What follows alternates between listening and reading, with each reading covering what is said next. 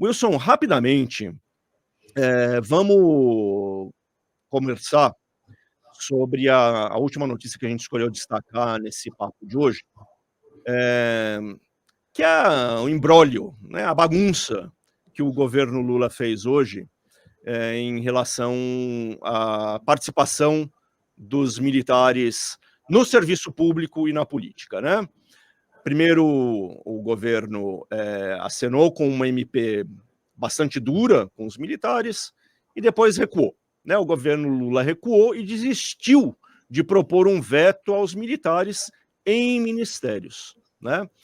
A proposta de emenda à Constituição do governo Lula, que barra a participação de militares da ativa nas eleições, né, não incluirá mais uma restrição para integrantes das Forças Armadas assumirem cargos de ministro de Estado, certo?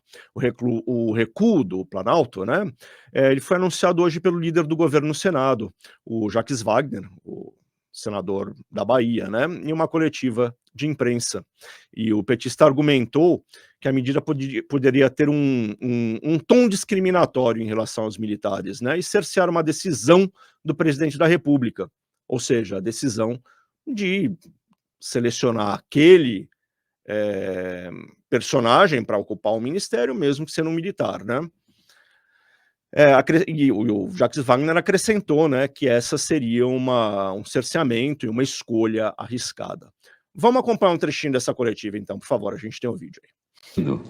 Que a diferença é que um é ato voluntário, é esse que a gente está se acautelando.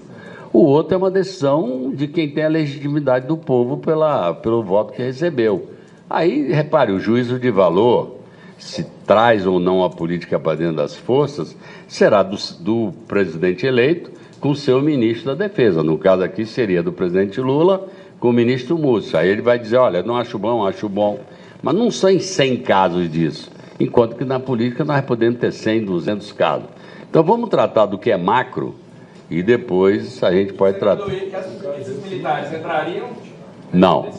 Não, porque, repare, aqui nós estamos tratando de forças que devem a sua hierarquia ao ministro da Defesa e ao presidente da República. As polícias militares têm como comandante em chefe os seus governadores. Então seria muito arriscado você tomar uma iniciativa dessa sem fazer o que nós estamos fazendo aqui com o ministro Múcio, com cada um dos 26 governadores de Estado e com o Distrito Federal. Porque a Polícia Militar, ela deve respeito, repito, eu fui governador, está lá a minha espada como comandante em chefe da Polícia Militar. Então, é esse que a gente terá que se dirigir posteriormente para saber se eles entendem que isso é de bom tom. Eu, como governador, digo o que é, mas nós não vamos misturar as coisas. Isso terá que ser discutido com os governadores. Muito bem. Wilson, esse texto aí foi considerado, essa iniciativa do governo está sendo considerada, me parece com toda razão, né, uma reação à politização das Forças Armadas durante o governo Jair Bolsonaro, né? Você acha que é uma medida eficaz? Grebe, a gente precisa entender esse projeto, essa proposta de emenda constitucional, a partir de vários aspectos. Teve um detalhe dessa coletiva de imprensa que eu queria chamar a atenção, e eu acho que é bom deixar o Grebe no vídeo, porque ele pode me ajudar nessa análise, antes da gente entrar no teor dessa história toda. O Jacques Wagner, ele fala o seguinte, quando ele faz a referência aos policiais militares, ele fala o seguinte, eu acho arriscado meter os policiais militares nessa PEC. O fato é que o governo federal recuou nessa PEC porque ele acha que é um texto arriscado mesmo do jeito que está. Esse é o ponto. Porque, assim, qual é o grande ponto? Essa PEC específica, ela é tratada de 2 pontos. Primeiro, proibir definitivamente a entrada de militares na política. E aí, o que o texto fala especificamente? É vedada a participação de militares em atividades políticas e caso o militar ou integrante das Forças Armadas ele se candidate a um cargo eletivo, ele irá para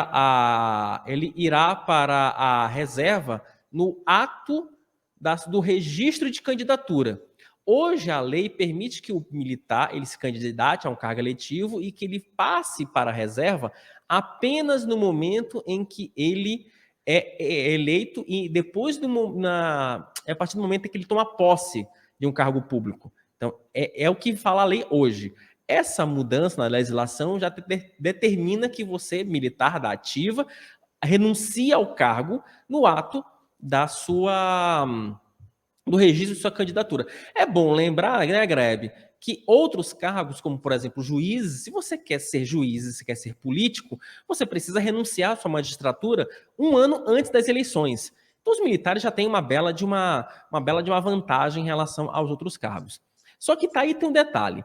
O governo federal também queria vetar os militares da função de Estado, de funções de ministros de Estado.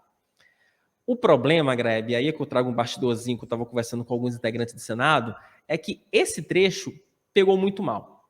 Pegou muito mal por quê?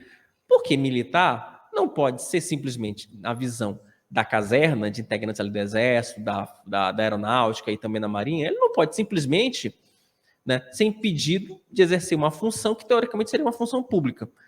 Essa é a chamada cláusula para evitar o efeito Pazuello, né, que era um militar da ativa e que assumiu o Ministério da Saúde sem ter a menor capacidade técnica para assumir aquela função e deu no que deu. Então, o governo Lula queria evitar esse tipo de... queria evitar essa situação, sabe? Repetição de uma situação como essa. Exatamente, queria evitar... Obrigado, Greve, reeditar esse imbróglio. Então, só que quando você tem uma reunião do ministro da Defesa e com a base parlamentar, os senadores chegaram a falar o seguinte: olha, se vocês colocarem isso, a chance, inclusive, da PEC inteira ser derrubada, porque existem vários interesses e os senadores não vão comprar uma briga gratuita com os integrantes das Forças Armadas.